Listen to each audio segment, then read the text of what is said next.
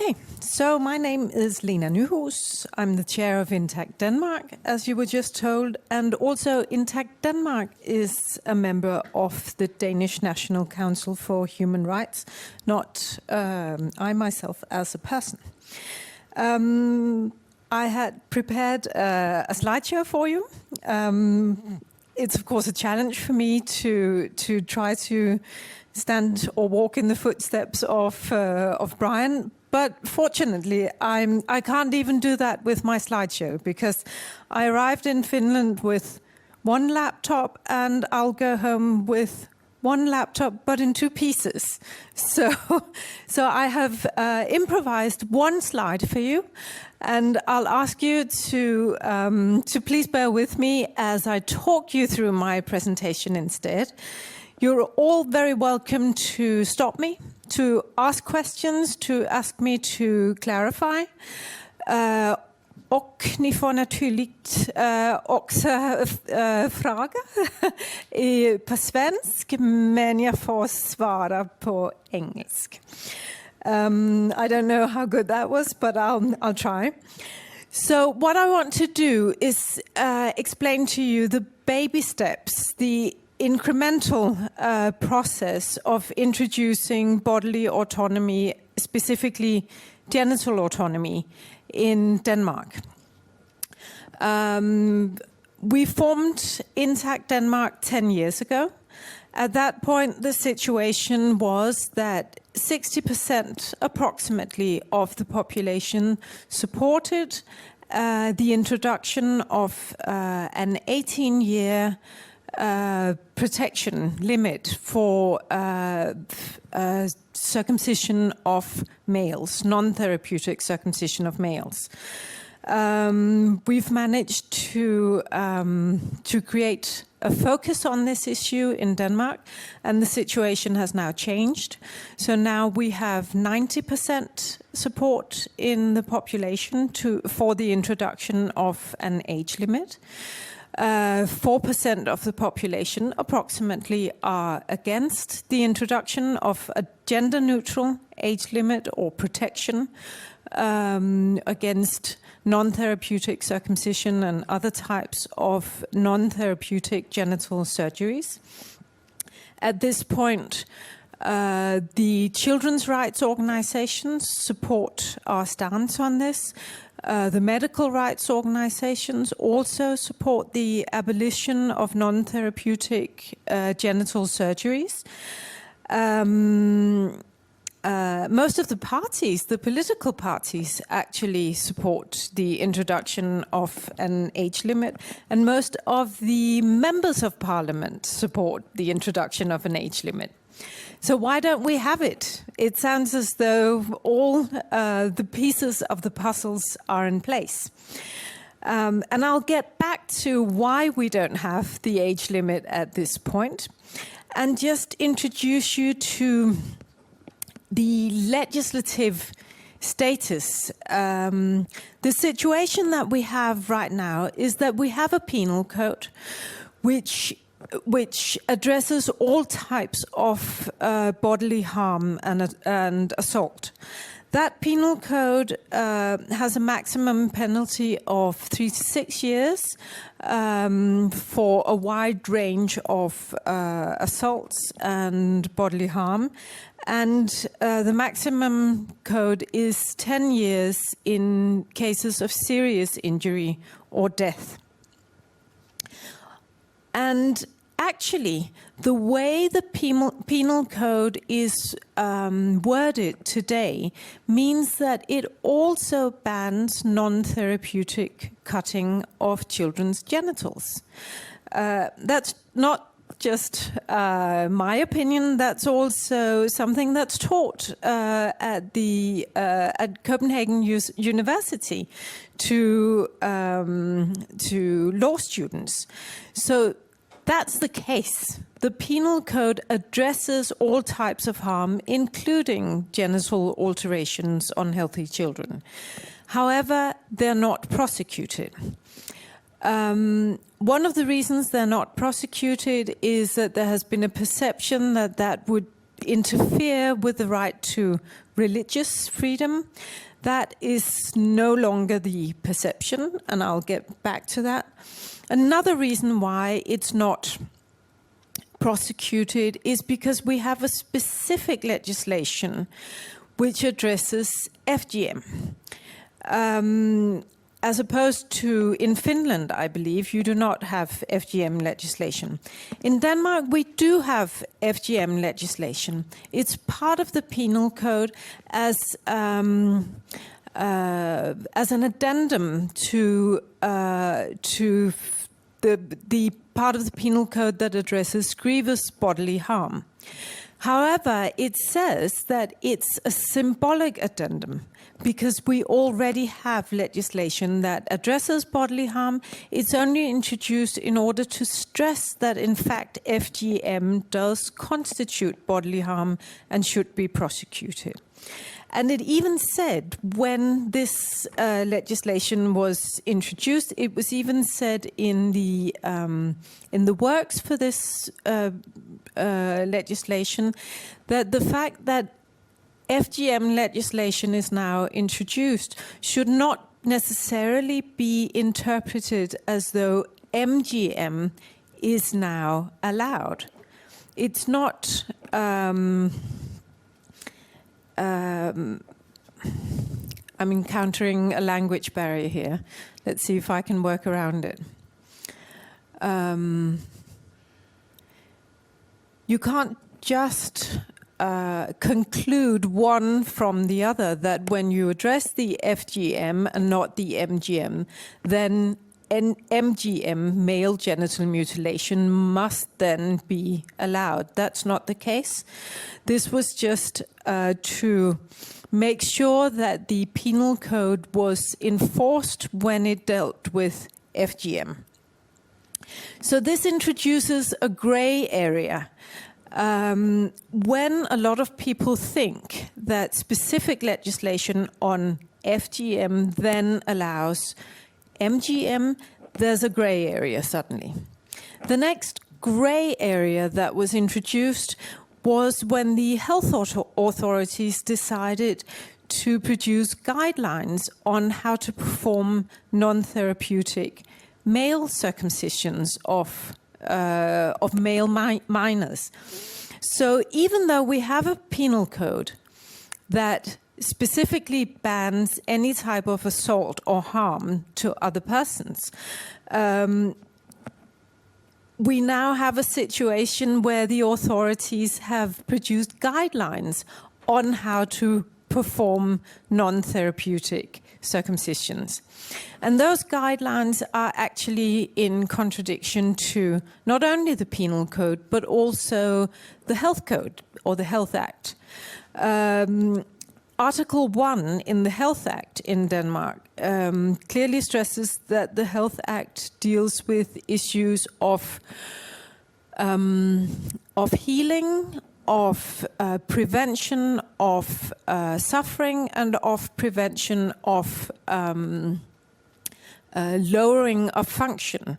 And of course, there's no healing in non-therapeutic circumcision of minors. It can cause suffering, not remove suffering. And there's there's a diminishment of function, not an introduction or improval of function. So the guidelines are actually in contradiction with penal code and health code. Then we have our fourth grey zone, grey area. And that is that the police and prosecution all over the country are overworked. So when they are presented with cases that could be prosecuted, they simply don't know enough about the legislation. They don't realize in many of these cases that the penal code does apply. They don't realize that the legislation on FGM doesn't necessarily mean that MGM is allowed. And they don't realize that the fact that there are guidelines on non-therapeutic circumcision doesn't necessarily mean that it's allowed. So what they do in the cases of the police and the prosecution is that they sometimes, not always, but sometimes take an interest in a specific subset of circumcisions that we call kitchen table circumcisions. Those are the non-therapeutic circumcisions that are performed without a medical doctor present, perhaps in the home, perhaps at religious facilities. Sometimes police and prosecutors will try to go after these kitchen table circumcisions.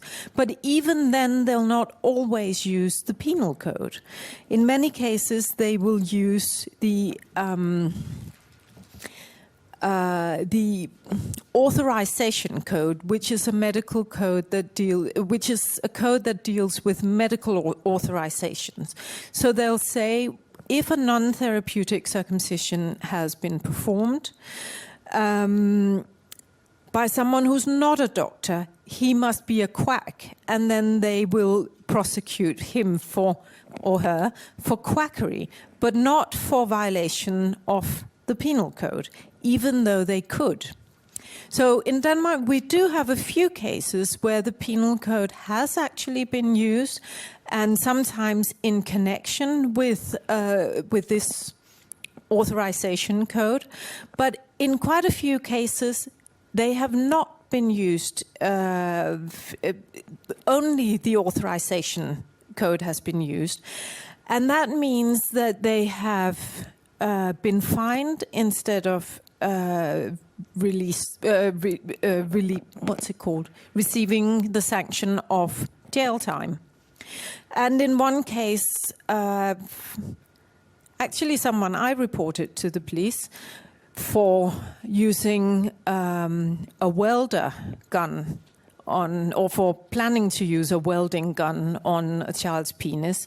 That person was fined and not allowed to enter Denmark for the next 6 years. So we have this staircase of gray areas that the non-therapeutic circumcision now resides in. And recently, the National Parliament decided to introduce another grey zone. That was not their intention. Their intention was to crack down harder on the non-therapeutic circumcisions performed in kitchen table settings, based on the situation of the guy with the welding gun. Because the guy with the welding gun was actually set up as part of a TV show, a TV documentary, to show these non-therapeutic circumcisions. So he showed up with a welding gun planning to circumcise a boy, and it was on camera. So the journalists revealed for him that he was actually on TV and asked him to explain himself. And afterwards, we in Intact Denmark reported him to the police. What the politicians have accidentally done in this situation is that they've created a new grey area, because since they want to increase prosecution on this subset of non-therapeutic circumcisions that are the kitchen table circumcisions, they've made a proposal for legislation which is very good in its intentions, but the way it's worded actually will mean that not only will the non-therapeutic, will this subset of non-therapeutic circumcisions be specifically banned, which then allows the rest of the non-therapeutic circumcisions to be actually legal. Also, the way it has been worded means that the police and the prosecution would now, in the future, most likely prosecute these cases exclusively within the realm of the code of authorization, which would actually bring the possible convictions, maximum sentences down from the 3 to 6 years I talked about before in the penal code to only 1 year in the authorization code. So while the intentions were good, the outcome may be catastrophic for these children. So what I was actually arguing in the National Parliament's Health Committee only yesterday is put down the legislative tools and step away from the child. Please do not do more harm to the children's rights than are already occurring. So I've asked them to step back and instead of creating a new grey zone, a new grey area in this field, to try to strive towards using the penal code for what it's intended, to prosecute bodily harm. Now, the reason why the politicians have been paying attention to this area, the reason why it was even brought up in Parliament to begin with, is because in 2018, Intact Denmark introduced a citizens' initiative. It was one of the first 3 citizens' initiatives in Denmark. Denmark had been inspired by Finland and Switzerland to introduce citizens' initiatives. So it was a completely new thing for us in Denmark. And since we had exhausted all other possible avenues of political influence that were available to us at the time, we jumped to use this citizens' initiative method, and fairly quickly raised the 50,000 supporting votes that we needed in order to get the initiative introduced in the Parliament. There was a lot of things that we were hoping to achieve from our citizens' initiative, and before I go through them, I just want to check how much time do I have? You still have half an hour. Okay, excellent. Yeah, it's always difficult to know how much you've been, how much time you've spent as compared to what has been allotted.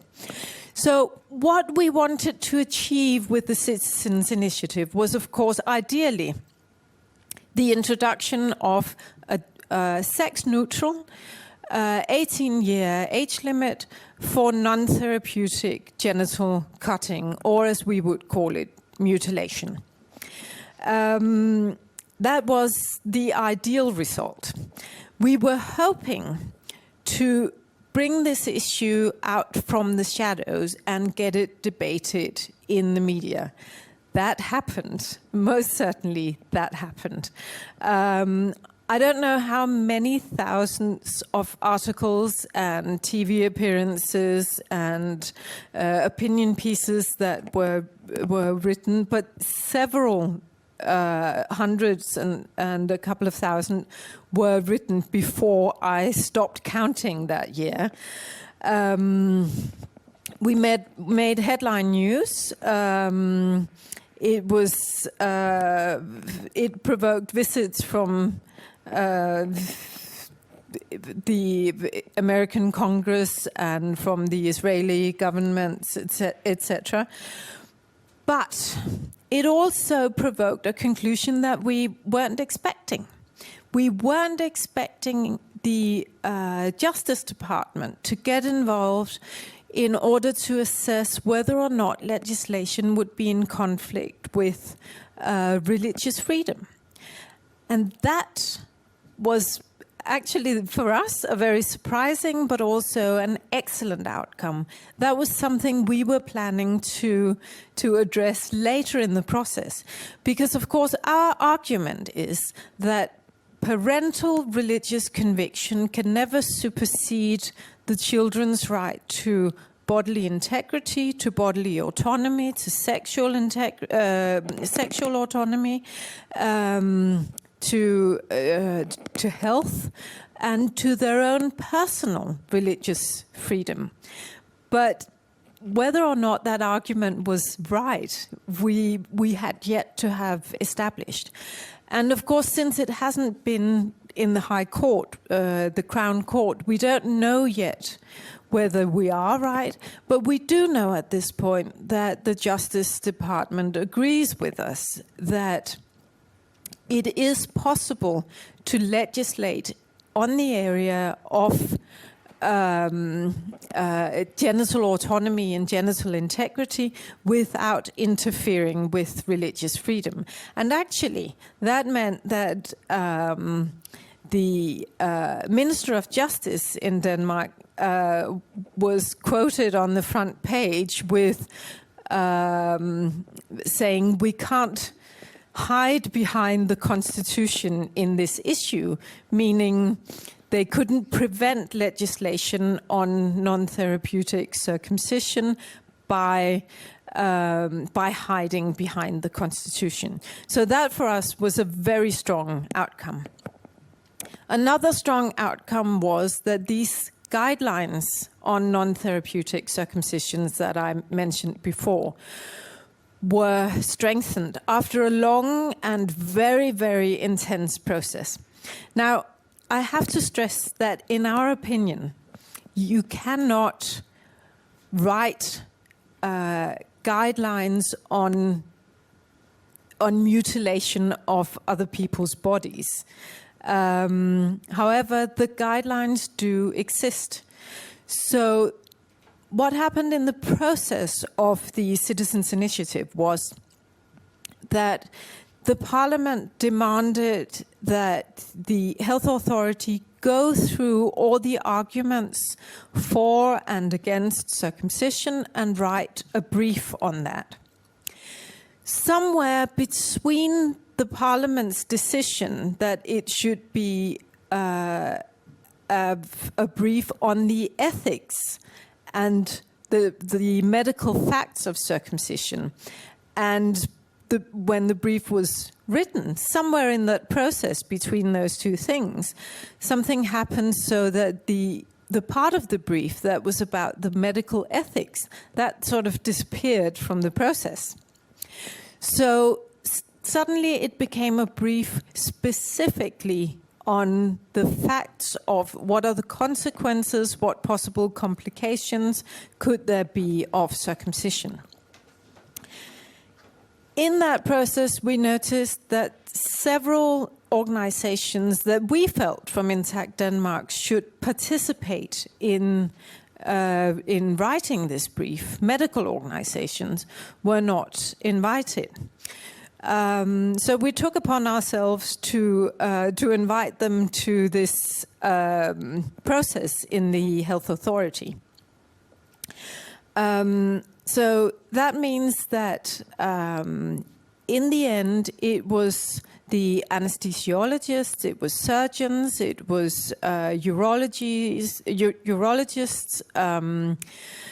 pediatricians, and others who had the chance to bring facts to the table. However, the health authority were not, this specific health authority was not very, they were not keen to listen on the facts that were brought to the table by the medical organizations. And the medical organizations were quite clear that they did not agree on the basic premise that there could be guidelines on the cutting of healthy children's genitals, simply because non-therapeutic cutting is, in definition, a harm. It harms the healthy genital.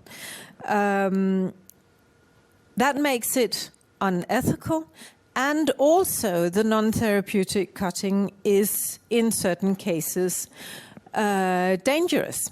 So these were parts of the recommendations that they made for the health authority, that guidelines should be abandoned and protections should be put in place instead. Of course, that was not the case, but there was a very intense debate going on between some of these medical societies, and at one point, the chief of the Danish Society of Anesthesiologists and Trauma Doctors, he went into the media and explained, this is not about smegma, this is about feta. So, of course, some people feel that the smegma that can collect in male genitals resembles cheese. So he explained that this is about the situation in the Middle East by referring to it as feta instead.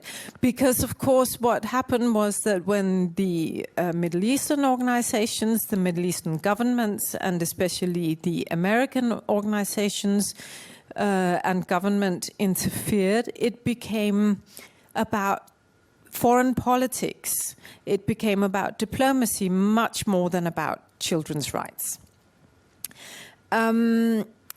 Other interesting things have happened in this process, which are part of this incremental progress that we are experiencing. When Intec Denmark was formed, there were no numbers on how many circumcisions were performed, non-therapeutic circumcisions were performed each year.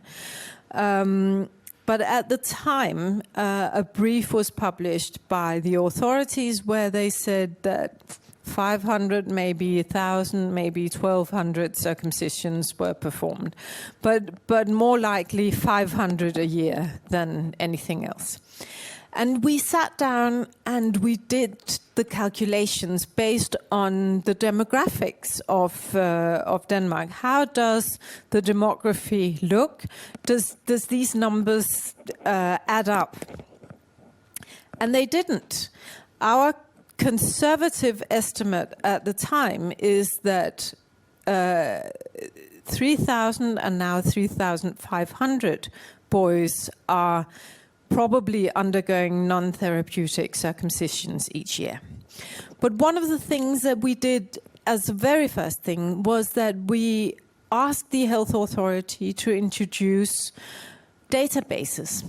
Whenever a circumcision is performed and adheres to the guidelines that the health authorities have in place, they should be registered in a national database.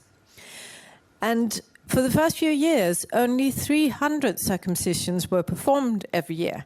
So even if we work with that very, very conservative estimate that the authorities made, that showed us that at the very least, 60% of all non-therapeutic circumcisions were kitchen table circumcisions performed in Denmark, or perhaps circumcisions performed under unknown circumstances abroad. Now, 300 registered circumcisions, non-therapeutic circumcisions each year, and we were working with an estimate of 3,000 affected children each year. And when we asked in the communities, they said, well, you're right. There's a guy, he shows up, he has a handbag with him, a suitcase. We call him the man with the bag, and he's the one who circumcises these children. That was what we managed to show in the documentary. I'm not saying Intact Denmark showed it, we didn't. It was an independent documentary, but we were part of the reason they had the idea. That was what was shown 10 years later. These circumcisions are, in many cases, performed under unsanitary circumstances by a man with a welding gun. Now, does that make the circumcisions more or less unethical, more or less a violation of the child's fundamental rights, that he's not wearing gloves or that he's using a welding gun? Not in our opinion. The ethics of cutting into another person's healthy body without their consent is the same. But of course there are different risks involved, and we can't document things in terms of complications, etc., when we have the kitchen table operations. So the database, which was the first incremental step towards ultimately having this penal code respected, the database started to make it visible what was going on. And with the last revision of the guidelines that the authorities did in the context of Intact Denmark's Citizens Initiative, they adjusted, I'm sorry, not the guidelines, the brief, they adjusted the assessment of how many children are exposed to non-therapeutic circumcisions each year.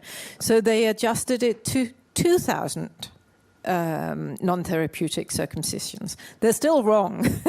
They're still missing another 1,500 children at least, but they're getting there. They're getting to a point where they understand how many children this affects every year. Another very important outcome was that the original guidelines did not specify that a doctor had to perform the circumcision or even be present in the room. Only the fact that a doctor had to be responsible. New guidelines specify that a doctor has to be present in the room and has to be responsible, and also that the doctor's assistant, which can be medical personnel or which could be a rabbi, for instance, must have sufficient and relevant training. So while I'm still not condoning non-therapeutic circumcisions under any circumstances, there has been a recognition that these are procedures that are at least potentially harmful. The next recognition of this issue has been that the doctor is now rule-bound to make sure that parents understand the risks and complications that are involved with the procedure. And of course, one of the risks and complications involved is the possibility of death. So rules now state that doctors must have life-saving equipment available at the place of circumcision.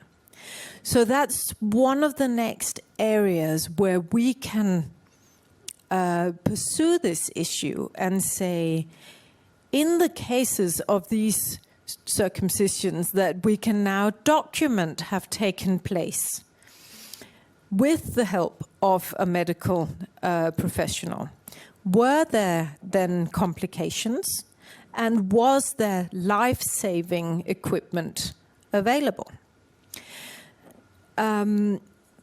We also achieved a significant result, which is before the latest guidelines, if only one parent wanted the circumcision performed, they could have it done even at the expense of another parent who might have another opinion.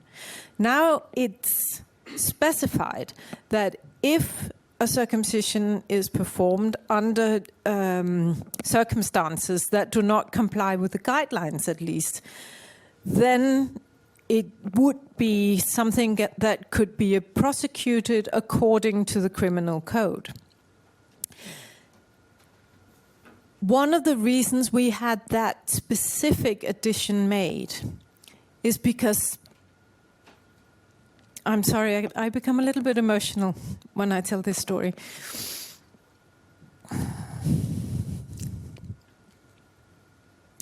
A few years ago, we met a boy.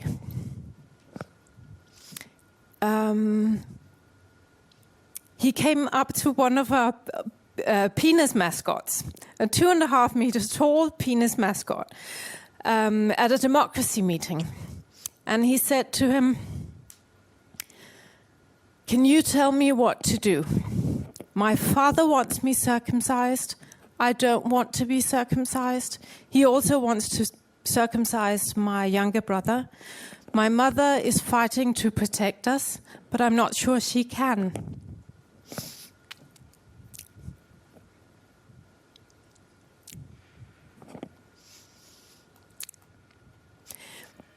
We gave that boy all the help we possibly could at that time. We gave him numbers on who to call. We promised him that we would help him if he needed it. We did our very best for him.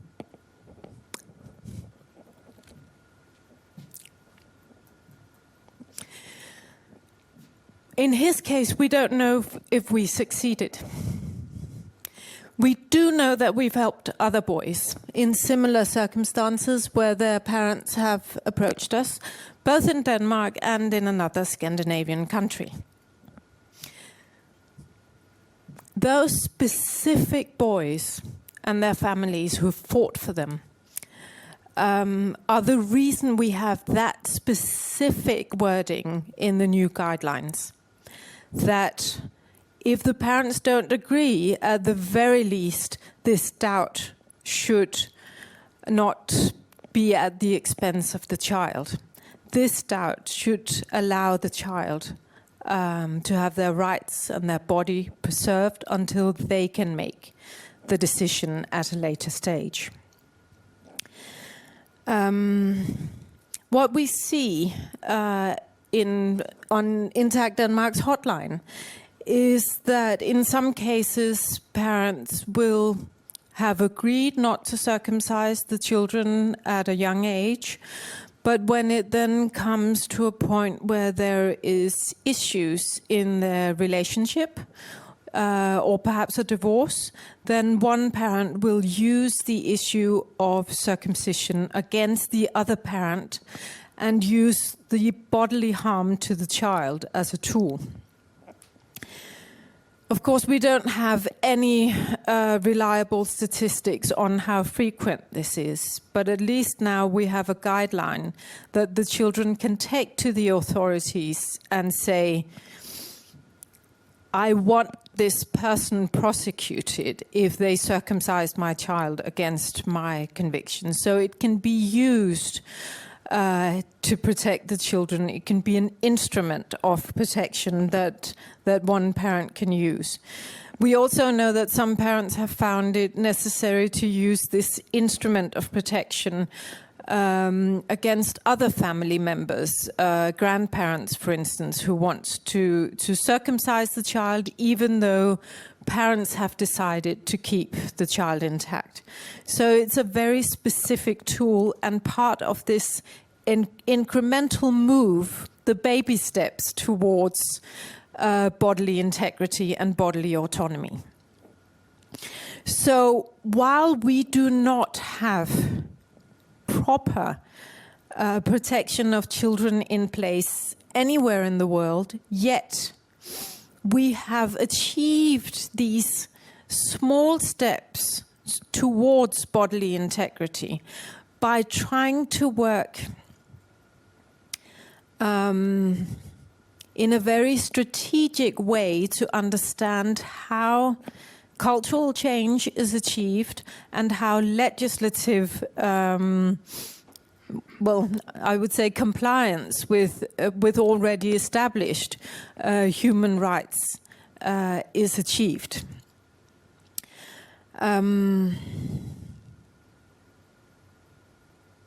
Well, there's so many things I want to tell you, but I would rather ask if there are any questions that you might have at this point. I don't know. Okay, yeah.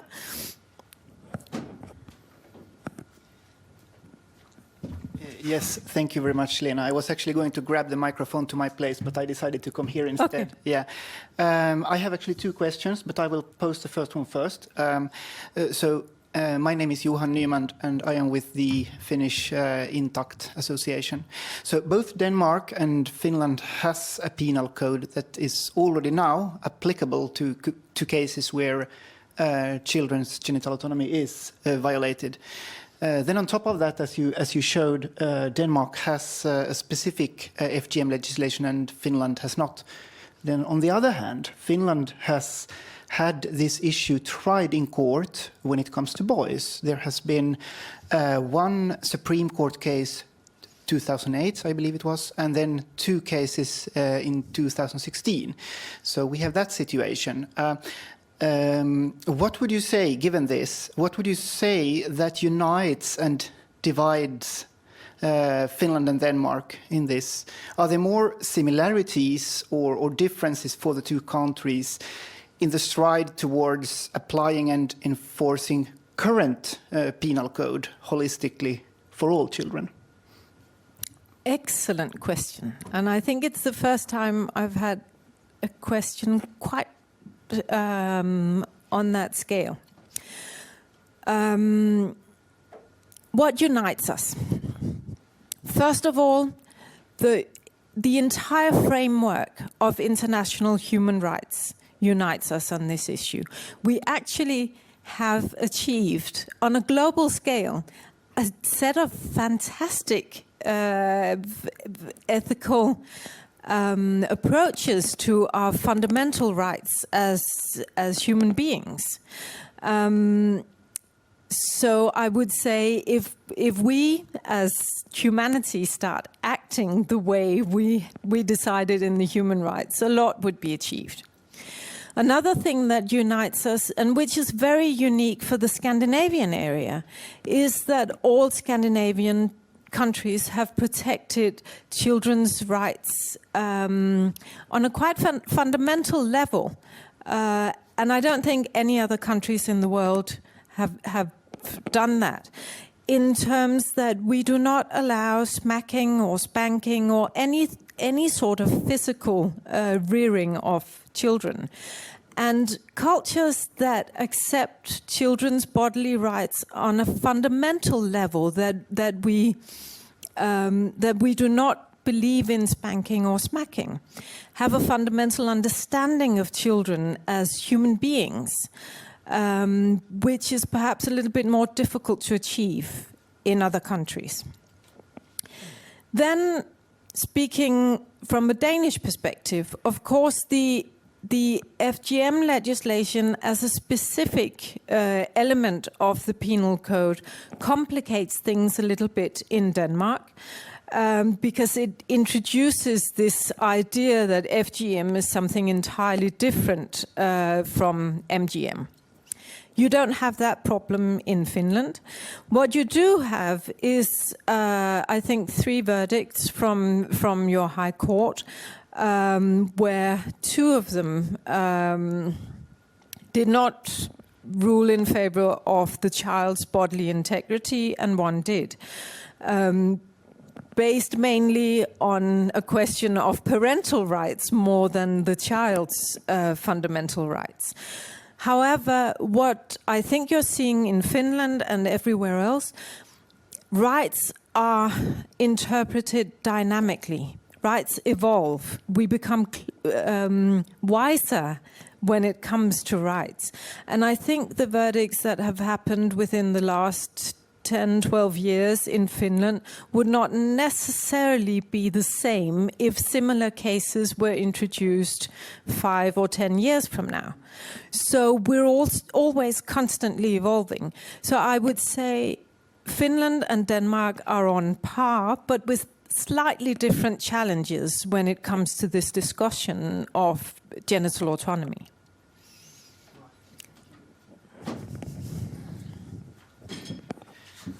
Thank you very much, Lena, for that. And then on to my second question, which is a continuation to that previous one. In Finland, an initiative has been ongoing regarding FGM legislation, all from 2018, when the Citizens Initiative was initiated for that, all the way through Parliament and government for a few years to just a few months ago, February 2023, when the government's legislative work group finally announced that they have not been able to agree upon whether the legislation should concern only girls or if all children should be included.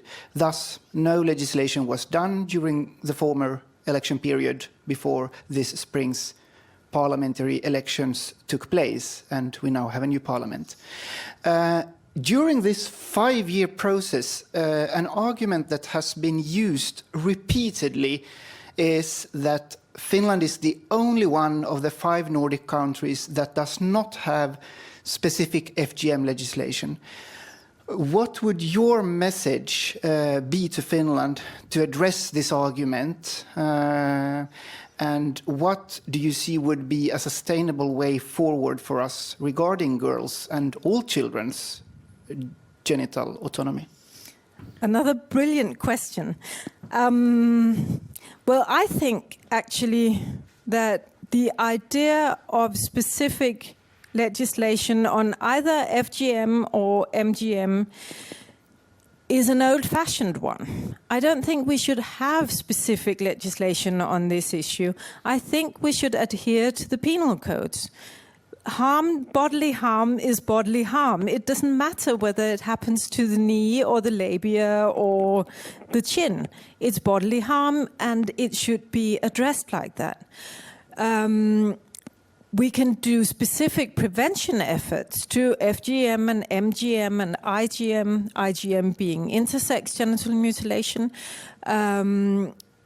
But to have specific legislation for specific body parts depending on chromosomal status of the owner of that body part seems archaic to me. And I think that is an idea that we have moved, that time has moved beyond.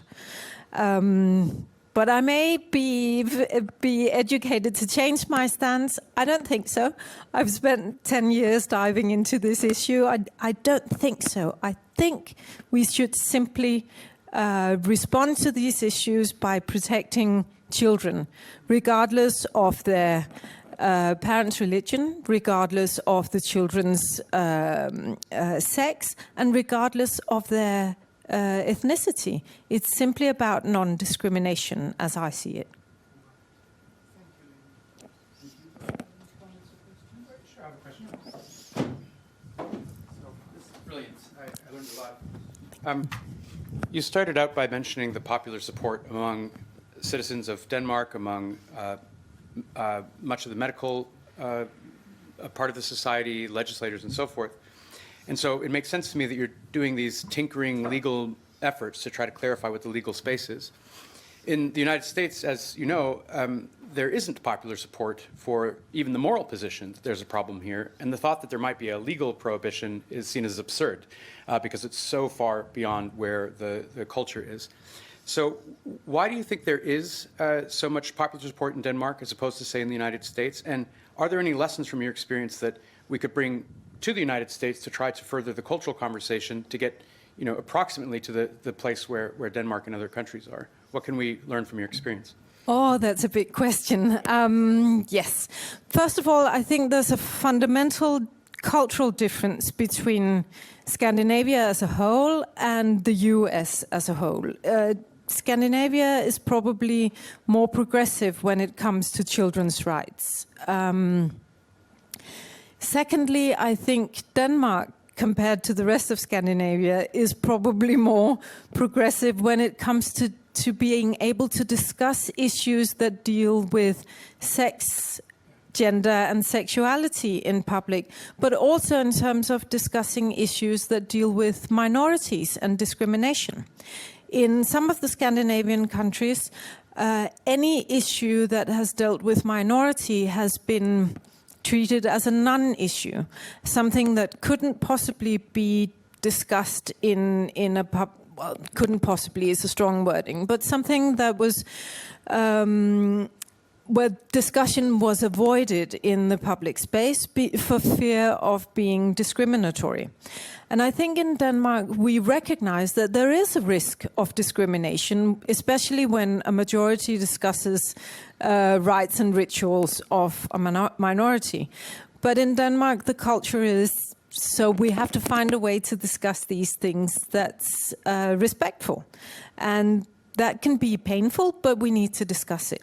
Also, we can talk about sex on, at the kitchen table or in the kindergarten. It's part of the curriculum in kindergarten. It's part of the curriculum in school. Many of our TV shows involve sexual organs, and it's not a problem. So that allows us a space to explore this. We have approached this in Denmark by trying to change language first. So initially we started to educate the public through the media, through social media, by explaining what is the circumcision, why do we challenge this, but also by changing the language. In Denmark we have a word called omskærelse, which is a slightly more formal way to say circumcision, and it's a way that's often used by the ritual communities. Then we have the direct translation for circumcision, which is omskæring, and then we have different words for genital mutilation. In the beginning, when we talked about this, we were completely told off if we tried to say anything that had to do with genital mutilation. And we were even told off if we tried to use just the common word for circumcision. But eventually, the public and the media started accepting that we use the common word for circumcision, not the religious word for it, and that we would say circumcision, what we would call genital mutilation. So eventually the public also understands that genital mutilation can be gender neutral or sex neutral, which wasn't understood at the time. It was always understood in the context of females. So there was a linguistic approach which was also educational. And I think actually that process is going on in the US, because what I see is a culture of parents who are now approaching children's the upbringing of children in a completely different way than a generation ago. So in the US, many parents, not all, but many parents will now value the child's autonomy, the child's opinions. They will allow the child to express feelings, and they will validate the feelings. And in the process of that, they will validate the child's rights to say, no, it's my body, it's my choice. And that means that the parents have to question the choices they're making. So I think you could lean into that process and perhaps adopt the gentle parenting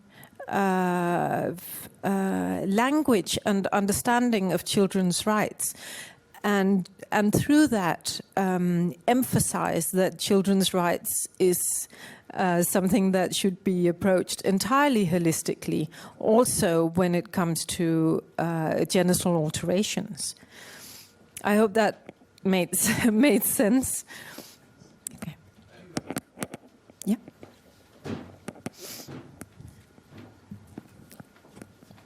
I have a more general question, but maybe also harder question. What do you think people should do? Let's say whether they're in, especially Nordic countries, for example. If there's individuals, or even groups of people who want to be activists, like to do kind of what you do almost, I mean, they could watch what you did and then copy it. But do you actually have any sort of practical advice for individuals who would want to be involved, and maybe more specifically in Nordic countries, but also generally? Thank you. Oh, wow, that's actually, Sorry about the question. Sorry. that's actually one of the harder questions, because what's happening globally is that the economic depression and the change of culture in terms of people becoming more individualistic has actually challenged NGOs and movements all over the world in terms of recruiting. So it's a very challenging question, and a question that we work with all the time. But I would say, as a person who's an activist by heart, we call it a fire soul in Denmark,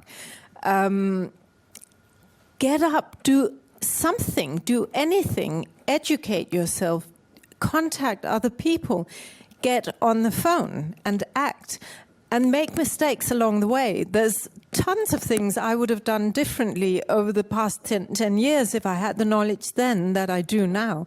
But had I allowed myself to be stopped by that, we wouldn't be where we are today in Denmark.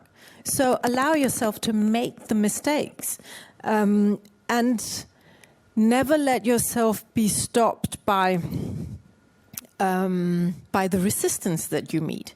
Every time I meet someone who disagrees with me on circumcision, my mental state is they disagree with me on circumcision now. They have just not reached the conclusion that I've reached yet. So that allows me to move forward. But of course, that's just my way of doing things.